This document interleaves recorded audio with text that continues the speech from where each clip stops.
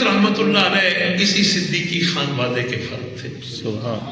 ایک دن رحیم یار خان میں سیٹلائٹ ٹاؤن میں حاجی بشیر احمد صاحب تھے، راؤ بشیر صاحب انتقال ہو گیا. حضور قادمی علیہ رحمت والد صاحب ان کو لاتے وہاں ٹھہراتے. اچھا حضور قادمی کرواتے رہے، وہ کبھی انہوں نے بیعت نہیں کی، کئی سال بیت گئے. بعد میں مدر سید صاحب آئے تو ان کے مرید ہو گئے. تو راؤ بشیر احمد صاحب کے ہاں ٹھہرے ہو، کھانا ان کے ہاں تھا.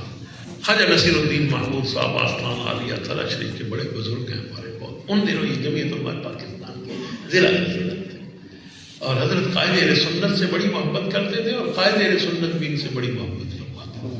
ہاں حضرت کے استقبال میں بڑا کمال کر دیا تھا.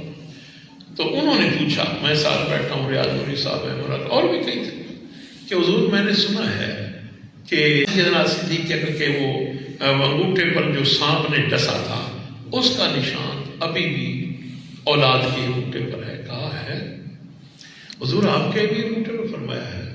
کہا زیارت کرا دیں گے؟ تو حضرت نے اپنی جراب اتاری غلام نصیر الدین محمود صاحب کے کہنے. تو میں بھی ساتھ بیٹھا تھا. حضرت نے پھر وہ انگوٹھا دکھایا تو 100% ایسے تھا جیسے سانپ نے ابھی ڈسا. اور پھر فوراً فرمایا کہ کہیں کسی کے دل میں نہ آئے.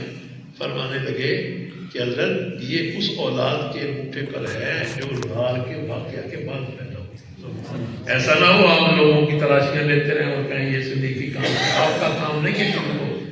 اور یہ بزرگوں کا انداز ہے. حضور قادمی علیہ رحمت کی بات کر پر میں نے کئی جگہ سے حضرت نے ایک عیسائی سے مباحثہ کیا یہاں ملتان میں. وہ آیا 25 سال وہ بڑی بحث علماء کو عاجز کر رہا تھا. حضرت کی خدمت میں آیا یہ بلدیہ ملتان میں وہاں وہ مباحثہ ہوتا رہا. اس کا پھر حضرت نے ایک کالم بھی لکھا، تقریباً 4 حصہ اخبار کا، کہ عیسائیت نہ کوئی علمی بحث ہے اور نہ کوئی عملی پروگرام. وہ بھی میں نے پڑھا، جنگ میں چھپا، نوائے وقت میں چھپا. 7-8 دن کے بعد وہ مسلمان ہو گیا.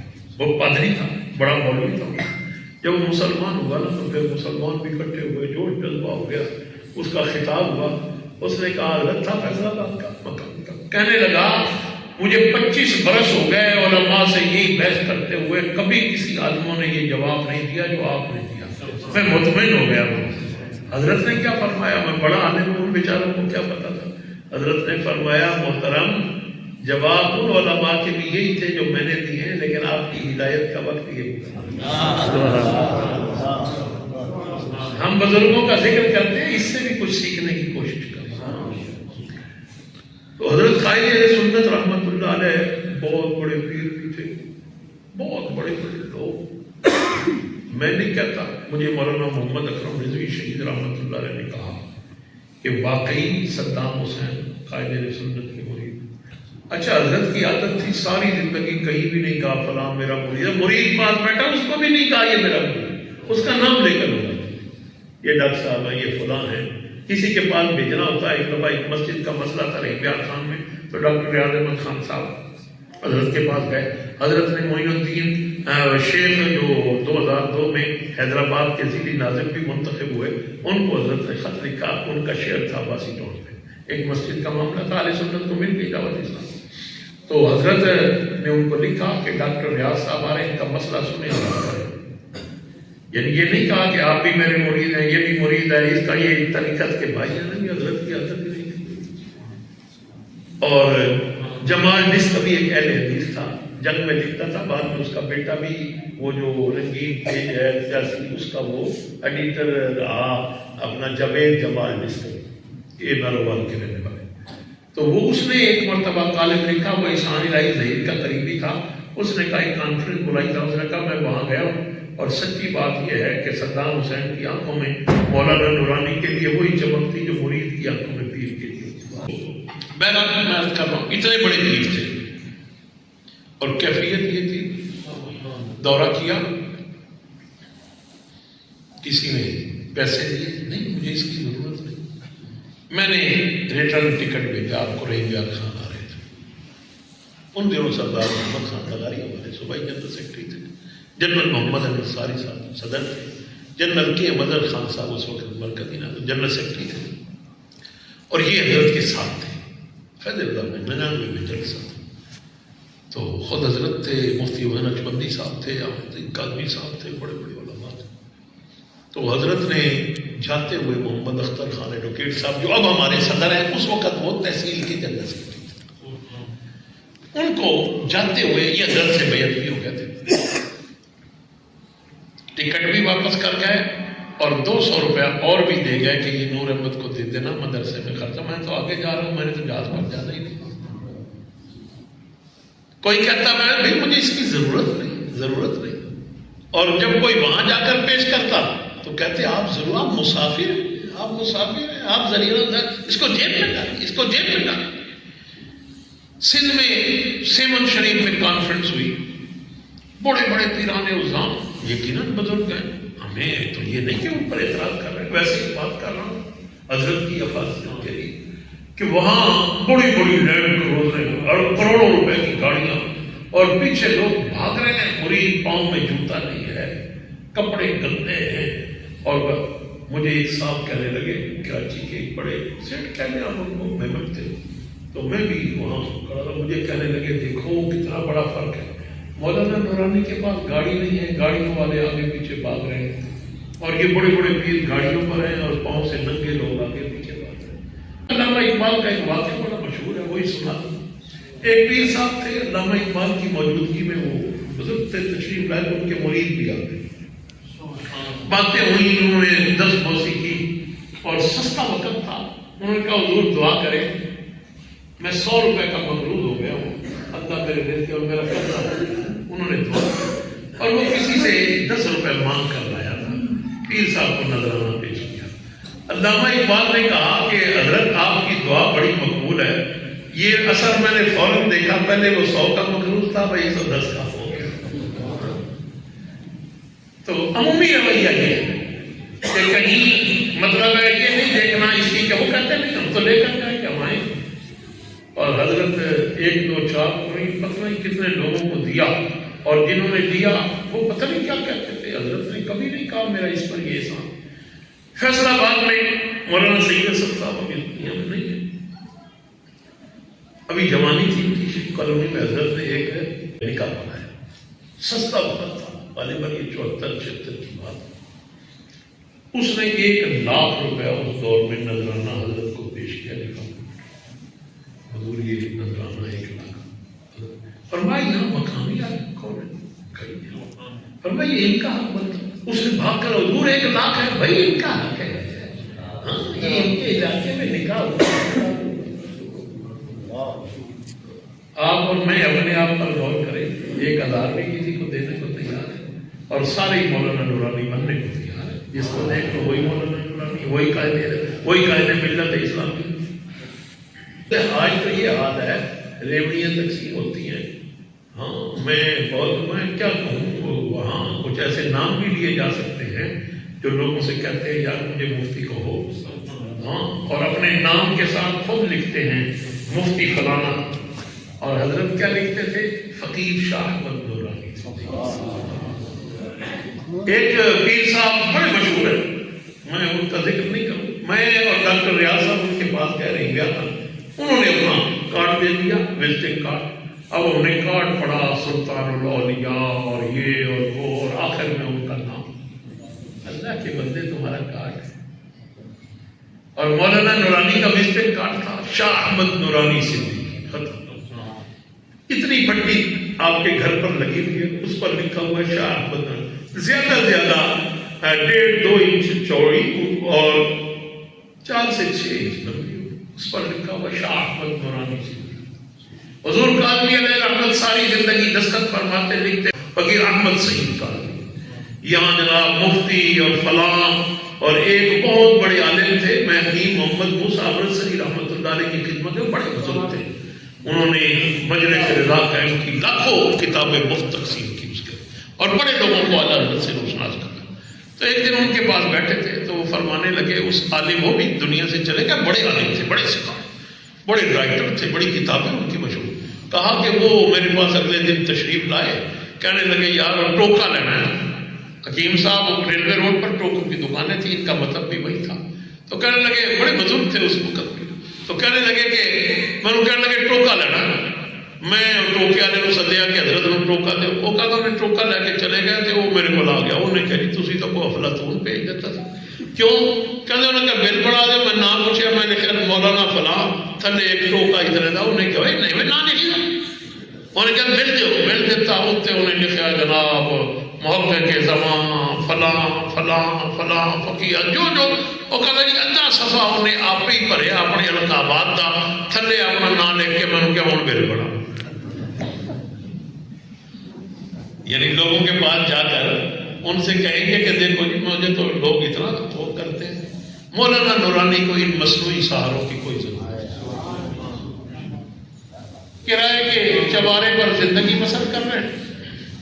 اور مجھے ایک دن میں کراچی میں تھا، مولانا سعید احمد اسد صاحب کہنے لگے یار وہ بھی وہیں تھے اتفاق سے، میں بھی کراچی حضرت کے بعد بیٹھا، کہنے لگے کہ سنا ہے حضرت کا مکان بن رہا ہے، کوئی فلیٹ بنا رہا ہے، میں نے کہا میں نے بھی سنا ہے لیکن دیکھا میں نے کہاں ہے۔ صوفی محمد اسماعیل کا حضرت جو فیصل آباد سے تعلق رکھتے حضرت کے مرید تھے، وہ کہنے لگے کہ وہ فلیٹ بنایا تھا حاجی عبدالرزاق پچھیارا، اور ان کے ساتھ ایک دو اور بڑے لینڈ لارڈ امپورٹ ایکسپورٹ کا کام تھا، اور وہ کئی مرتبہ حضرت کے پاس آئے، یہ بات عام ہو گئی کہ حضور ہم بنا رہے ہیں، اب آپ نے قبول کرنا ہے۔ حضرت فرماتے ہیں انشاءاللہ 3 منزلہ فلیٹ بنوایا، اب جس نے حضرت کے لیے بنایا ہوگا ظاہر ہے اس کے مطابق ہوگا۔ اس وقت ہمارے صاحب کے ایک دوست تھے، ہمارے بھی ایک دوست تھے، جانتے ہیں ان کے ہمارے اداروں کے معاملے فیکٹری ہے، ان کے مل آنر ہے، مجھے کہنے لگے کہ وہ فلیٹ آج سے کم از کم 30 برس کی بات ہوگی، کہا کم از کم 2 کروڑ روپے کا ہے۔ اچھا وہ انہوں نے بنایا، اس میں کہ جب وہ آئے کہ حضور آئے ہم نے فائل اور چابی آپ کے سپرد کرنی ہے، گئے تو انہوں نے فرنیچر ہر چیز لے کر، اور جناب وہاں ٹائلیں لگی ہوئی، نیا نیا ٹائلوں کا رواج تھا، چمکدار کر دے، اور جناب وہ بیسن بڑے عجیب و غریب اور بڑا 3 منزلہ ساری منزلیں حضرت کو دلائی، حضرت نے بڑی دعا کی، پھر وہ فائل دے دی، حضرت نے بڑی دعا کی، فائل چھپ کے حضرت کے دفتر میں کلر آدمی ہیں، چلو ان کا نام نہ لیں، بابر نگر تھے، حضرت کے پاس اکاؤنٹنٹ تھے، حضرت ان کی شادی بابر نگر ہوئی، یہ 2-3 مہینے اس کے بعد حضرت شادی پر تشریف لائے، چونکہ ایک عرصہ حضرت کی خدمت میں رہے، حضرت وہ برات میں بھی گئے، نکاح پڑھایا، دعا فرمائی، آتے ہوئے وہ فلیٹ کی فائل ان کو یہ کہہ کر دی کہ بھائی میں تو اپنے چمانے پر یاد رہ رہا ہوں، آپ کی شادی ہو گئی، کہاں رہیں گے؟ پہلے تو آپ دفتر میں رہتے تھے، بڑے صاحب کہاں رہیں؟ اس لیے یہ اس فلیٹ کی ضرورت مجھ سے زیادہ اللہ، آج بھی ان کے پاس ہے، صاحبزادوں نے بھی کبھی نہیں کہا یہ تو ہمارے پاس، وہ مریدوں نے بھی کبھی ضرورت نہیں کی کہ حضرت سے وہ زندہ رہے، صاحب فراش ہے، تو ان کو بھی کبھی یہ نہیں ہوا کہ حضرت سے کہیں گے آپ نے کیا کیا، ہم نے تو آپ کے لیے بنایا۔ اور حضرت کی عقیدت کا کوئی گاڑی نہیں ہے ہی نہیں، حضرت پیدل جا رہے فلیٹ سے اتر، اپنے اس کمرے سے اتر کر اور آسا مبارک ہاتھ میں، دوسرے ہاتھ میں ٹوکری ہے، سب لے لیتا، لوگ مل رہے ہیں کہ مولانا نورانی جا رہے، اور مولانا نورانی پیدل بھی جا رہے ہیں تو مولانا نورانی، یہ حقیقی عزت تھی۔ ہم مصنوعی بس ہو، اب ہم اور جی گاڑی نہ ہوئے تو پوچھتا ہی کوئی نہیں، حضرت نے گاڑی نہیں رکھی، سارا جہان پوچھنے والا۔ اب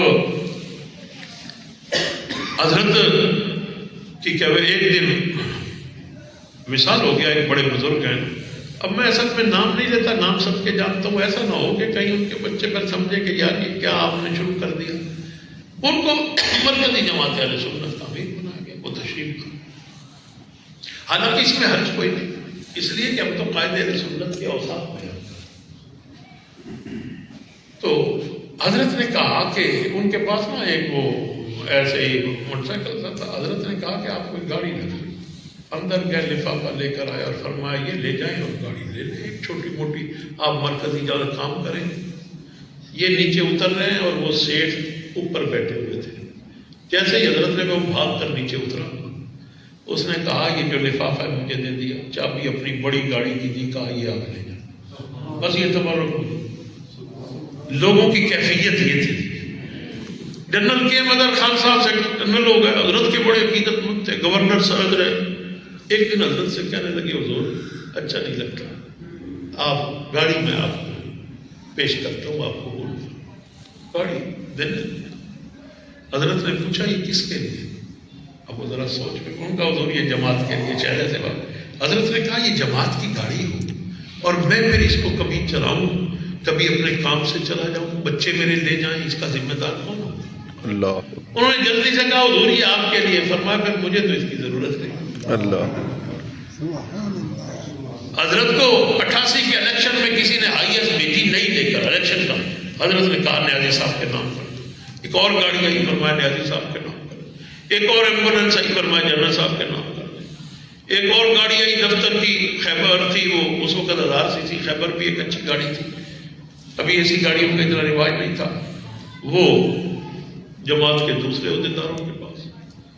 کراچی میں ایک گاڑی تھی, کہا حافظ تقی کو دے دے, وہ فوت ہو گئے, مخالف ہو گئے, پھر بھی واپس نہیں گئے.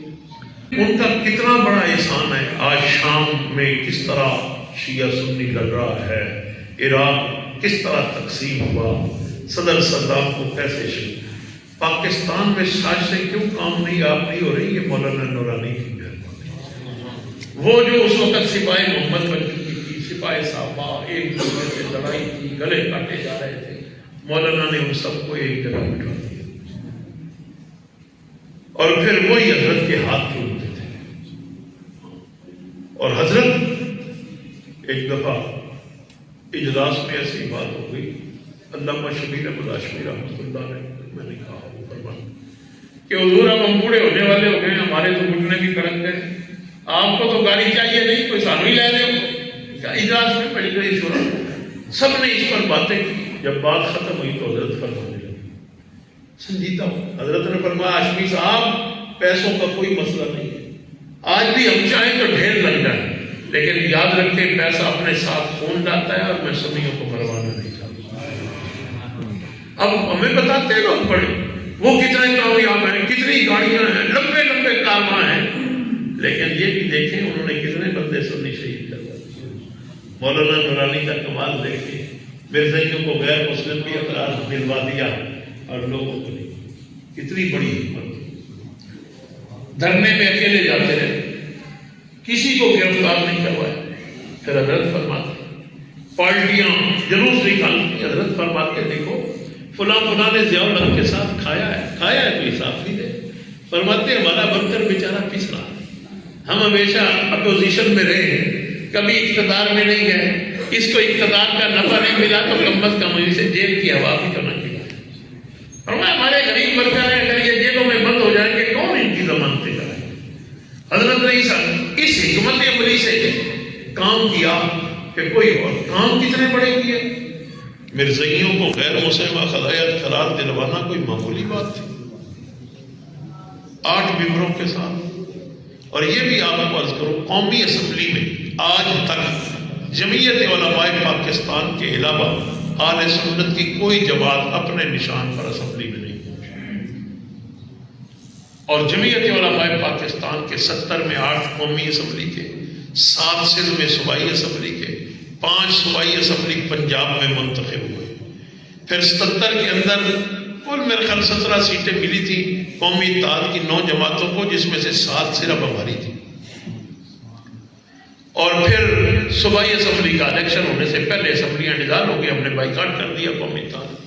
1988 میں ہم نے 4 سیٹیں قومی اسمبلی کی پنجاب سے اور 2 صوبائی اسمبلی کی ٹوبا ٹیکسن سے جیتی. 1990 میں ہم نے 3 سیٹیں قومی اسمبلی کی جیتی. پھر وقفہ آیا 2002 میں, ہم نے قومی اسمبلی کی 2 سیٹیں اور صوبائی اسمبلی کی 5 سیٹیں نشستیں جیتی. اور کشمیر میں جب تک پیر عتیق الرحمان صاحب فیض پوری حیات رہے, ایک الیکشن بھی ایسا نہیں آیا جس میں جمعیت علماء پاکستان کی نمائندگی نہ ہو. ہر الیکشن میں جمعیت علماء پاکستان کشمیر کی اسمبلی میں موجود ہوتی. جمعیت علماء پاکستان حضرت کی دانائی کتنی تھی. جب قرارداد پیش کی تو ایک بڑے مولانا تھے, حضرت فرماتے تھے, میں ان کے پاس گیا, انہوں نے کہا مولانا کیا کرتے ہو, 10,000 بندہ لاہور میں مر گیا 53 میں, کچھ نہیں ہوا, آپ کی قرارداد سے کیا ہوا. کسی کے وہم و گمان میں بھی نہیں تھا کہ قرارداد سے, آپ دیکھیں نا اب کتنی قراردادیں آئی ہیں اسمبلی میں, کیا ہوا. فرانس کا سفیر چلا گیا, سفارت خانہ بند ہو گیا, اسرائیلی مصنوعات کہا جا رہا تھا, کون سی مصنوعات ہیں کوئی ایک ہمیں بھی پتہ چلے جو بین ہو گئی. کوک بند ہو گئی, سپرائٹ بند ہو گئی, کیا ہوا. اور مولانا کا کمال یہ تھا، قرارداد پیش کی، کیسے لوگوں کو قائل کیا، وہ 22 افراد ہو گئے، پھر قرارداد پر بحث کرائی، پھر ان کو بھٹو صاحب کو قائل، بھٹو صاحب قائل نہ ہوتے تو کام ہو ہی نہیں سکتا تھا۔ آپ دیکھیں اب ہمارے 4 گروپ ہو گئے یا 3 ہو گئے، کوشش کے باوجود ہم سنی اکٹھے نہیں ہو رہے، اور مولانا کا کمال دیکھیں دوسروں کو بھی اکٹھا کرتے۔ بھٹو صاحب جو فاشسٹ تھے، جو کہتے تھے سوشلزم ہماری معاشیت ہے، اسلام ہمارا دین ہے، لیکن حضرت نے ان کو بھی راضی کر لیا، کیسے ان کو قائل کیا، کیسے بتایا کہ یہ رسول اللہ کی ختم نبوت کا معاملہ ہے۔ حضرت کہتے ہیں بھٹو صاحب نے کہا کہ یہ تو کہتے ہیں ہم اپنی ختم نبوت پر آئیں گے، اپنے اس کی نبوت کا دلائل دیں گے، ان کو بلائیے۔ حضرت فرماتے بھٹو صاحب نے کہا آئیں گے کیا کرتے ہیں، یہ تو کھڑا بن جائے گا، دنیا میں ہمارا تماشا ہوگا۔ کہا کچھ نہیں ہوگا، آئین بن چکا ہے، اس میں لکھا ہوا ہے کہ اگر ایسی کوئی خاص بات ہو تو ان کیمرہ سیشن ہوگا، اس میں غیر ممبر پارلیمنٹ آ ہی نہیں سکتا۔ جب آئے گا نہیں، نہ کوئی اخباری نمائندہ ہوگا تو کیا ہوگا؟ کوئی ایک آدمی جا کر بات کرے گا، دینی مسئلہ ہے، لوگ کیا جا کر کہیں گے؟ آپ بلائیں، بلایا گیا، سوال و جواب ہوئے، اور ان سوال و جواب نے ان کو ننگا کر دیا۔ جب یہ کنٹرول ہو رہے تھے تو پوچھا گیا کیا مرزا نے یہ لکھا ہے کہ مسلمان سارے کجریوں کی اولاد ہیں؟ کتابیں سامنے تھی، کہا لکھا۔ لوگوں کے رنگ بدل گئے کہ ہم کجریوں کی اولاد، کہا لکھا ہے سب کتیا ہے ان کی مائیں، ہاں لکھا ہو، کہا لکھا ہے کہ عیسیٰ علیہ السلام کی دادیاں اور نانیاں سب زانیاں تھی، معاذ اللہ۔ جب یہ باتیں لوگوں کو پتہ چلی، کہا کہ یہ بتاؤ کہ تم مرزائی مسلمانوں کا جنازہ کیوں نہیں پڑھتے؟ قائد اعظم کا جنازہ سر رسول اللہ قادیانی وزیر خارجہ تھا، اس نے نہیں پڑھا۔ مشہور ہے، اس سے کہا گیا کہ اس نے کہا یہ سمجھ لو ایک کافر نے مسلمان کا جنازہ نہیں پڑھا، یا یہ سمجھ لو مسلمان نے کافر کا جنازہ۔ جب یہ پوچھا گیا تو اس نے کہا جی یہ ہمیں گالیاں دیتے ہیں اس لیے نہیں پڑھی۔ پھر فوراً سوال ہوا کہ مرزا کا بڑا بیٹا فضل احمد یہ مسلمان تھا، باپ کو لعنت برآمد کرتا تھا، اس کی نبوت کا انکار کرتا، اسے شرم دلاتا تھا کہ تو کیسے نبی ہو سکتا ہے۔ کہا کہ یہ جب مرا تمہارے مرزا ملعون کا بڑا بیٹا تھا، اس کا جنازہ کیوں نہیں پڑھا؟ اس نے کہا بات یہ ہے کہ وہ ہمارے اپنے ابا کو، ہمارے ملعون کو نبی نہیں سمجھتا تھا، اور جو نبی نہ سمجھے ہم اس کے جنازے کو، جب مسلمان نہیں سمجھے جنازہ نہیں پڑھتا۔ جب یہ کہا تو اسمبلی کا رنگ بدل گیا کہ نبی تو ہم بھی رسول اللہ کو سمجھتے ہیں، جتنا بھی کوئی گناہ گار ہو حضور کو تو ختم نبوت پر تو یقین رکھتا۔ اور یوں حضرت کی حکمت عملی سے اس میں کوئی شک نہیں، تمام مکاتب فکر کے علماء تھے، لیکن اس میں بھی کوئی شک نہیں، قرارداد مولانا نورانی نے خود پیش کی تھی۔ نورانی تیرے نور سے انقلاب آئے، نورانی تیرے نور سے انقلاب آئے گا، نورانی تیرے جانثار بے شمار نورانی تیرے جانثار بے شمار جمعیت علماء پاکستان۔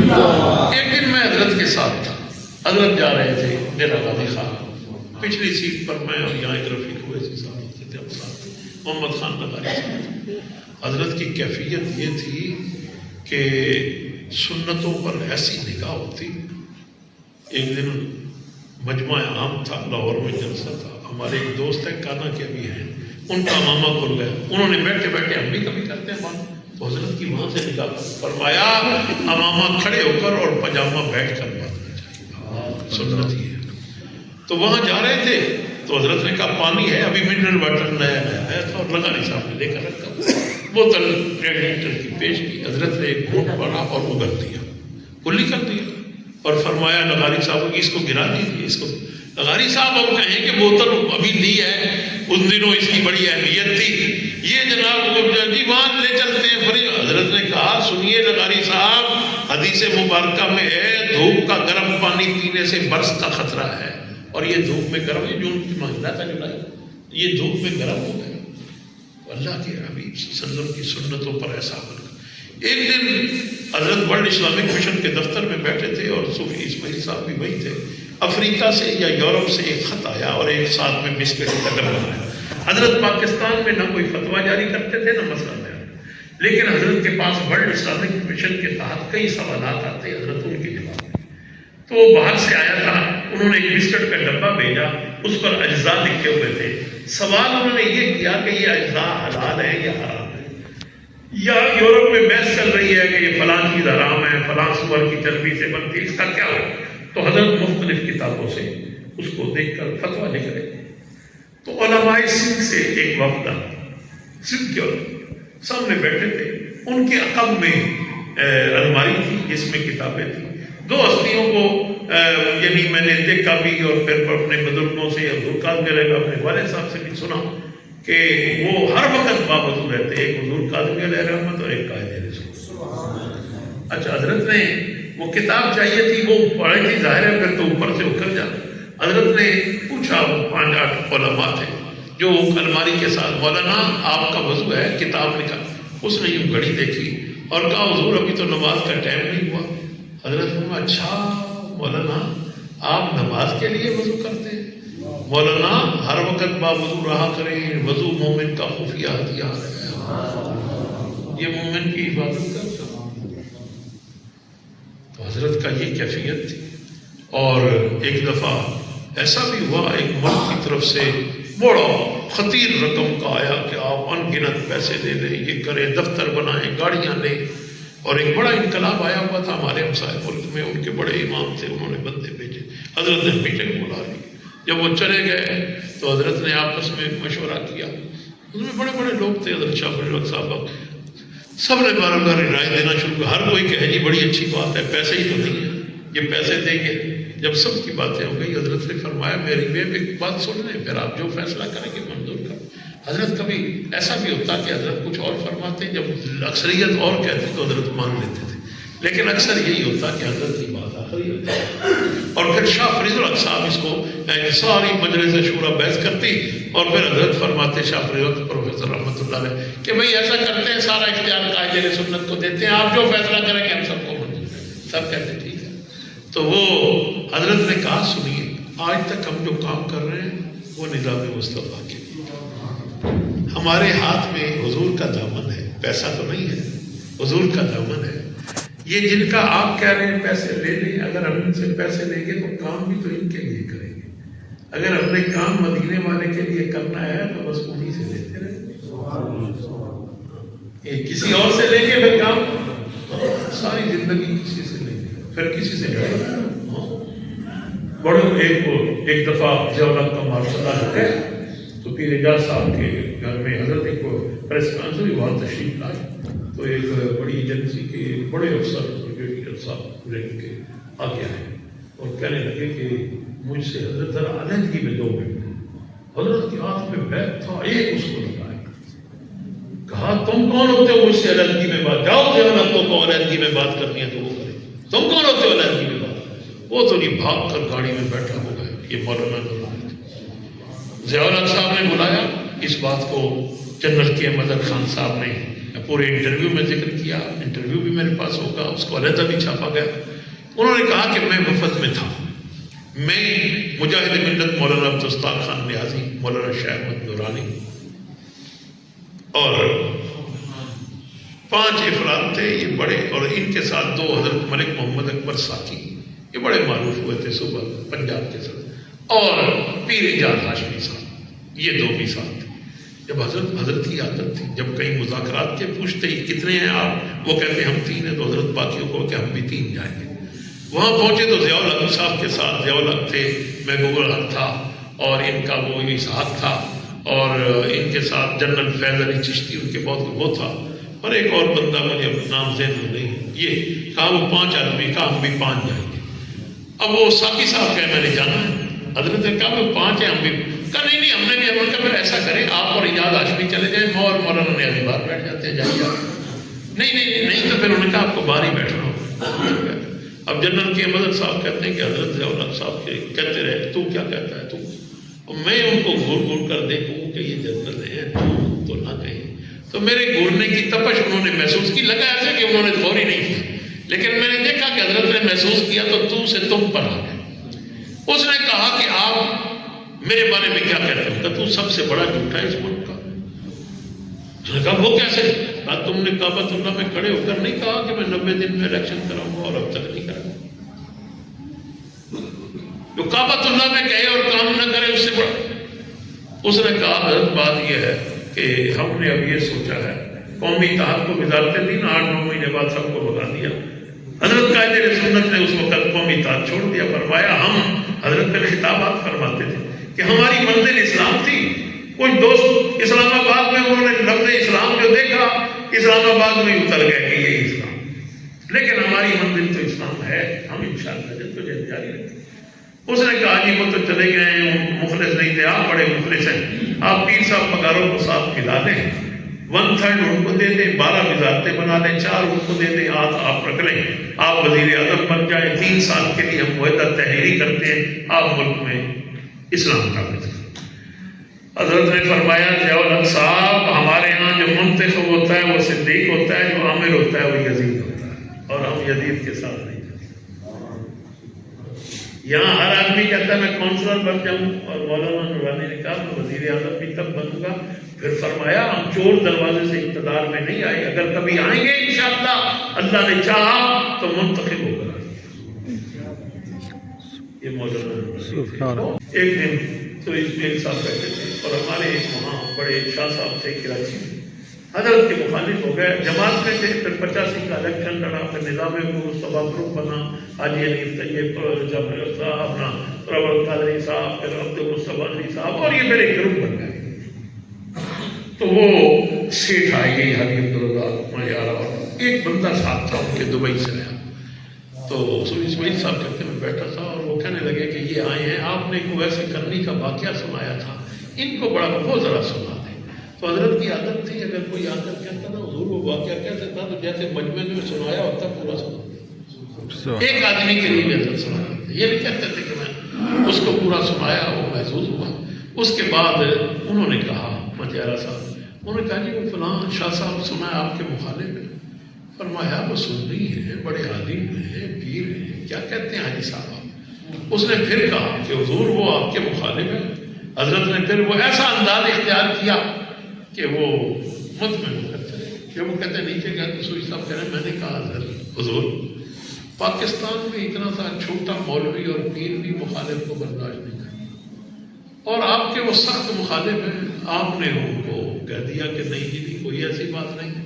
حضرت نے فرمایا سوئی صاحب آپ چاہتے ہیں میں بھی پاکستان کا ایک چھوٹا سا مولوی اور پیر بن جاؤں؟ پھر فرمانے لگے کہ وہ یہ سیٹ اگر ان کو وہ سستا وقت 8-10 لاکھ روپے مدارس کے لیے دیتے ہوں، یہ میرے کہنے پر بند کر دیں، حضور کے دین کا کام بند ہو جائے، سوئی صاحب آپ ذمہ دار ہیں اس کے، اس کا جواب کون دے گا؟ میں تو نہیں دے سکتا. یہ حضرت کا انداز تھا. اللہ پاک ان کے درجات بلند فرمائے، ہمیں اللہ پاک ان کی فکر سے بھی استفادہ کرنے کی توفیق عطا فرمائے. ہمارے یہاں یہ سب سے بڑی کرامت یہ ہے، ہم مافوق الفطرت کرامتیں تلاش کرتے ہیں. آپ یہ جو انداز ہے نا زندگی کا ذرا کر کے دیکھیں، پھر آپ کو پتہ چلے کیا بہو ملتی ہے. کرائے کے چوارے پر بسر کریں نا 52 سال، لکڑی کی سیڑھیاں، ایک کمرہ، اس میں بچے رہ رہے ہیں، اور جب رمضان شریف آتا اور شام کو افطاری ہوتی اور بڑا پروگرام ہوتا تو بچے چھت پر چلے جاتے یا باورچی خانے میں کھاتے. اور ساری زندگی حضرت نے سحری بھی گھر پر کرائی، افطاری بھی، اور ہمیں الحمدللہ متعدد دفعہ کبھی 100 بنتا ہے، کبھی 150 ہے، کبھی 200 ہے. حضرت کے گھر پر جو پک کر آیا کبھی کسی نے بچ کر جاتے نہیں دیکھا، اور کبھی کسی نے کم ہوتے پر نئے آتے نہیں دیکھا. یہ ہم نے خود دیکھا، سالوں دیکھا. آپ اپنے گھر میں ہوٹل پر کھلانا، آستانہ بنا لینا، مریدوں کا کھلانا یہ اور چیز ہے. مولانا نورانی بن کر پانی کا جگ ہاتھ میں پکڑ لینا اور سب کو پلانا، اپنے گھر میں بٹھانا، بچوں کو ایک طرف بند کر دینا، اور پھر صرف والدہ ماجدہ کی کبھی کھانسنے کی آواز آتی، اس کے علاوہ کسی نے کوئی آواز نہیں سنی. ایک پلائی کی دیوار ہے اور اس کے پار سے کوئی آواز. حضرت کے ہم کھانا کھا رہے ہیں، آپ کو پلیٹیں کھڑکنے کی آواز بھی نہیں آتی تھی. بے شک یہ وہ خدا کا بات ہے. اللہ پاک ان کے درجات، اللہ پاک ان کی جدوجہد نظام مصطفیٰ ان کے قبول فرمائے اور ہمیں اس جدوجہد کو جاری رکھنے کی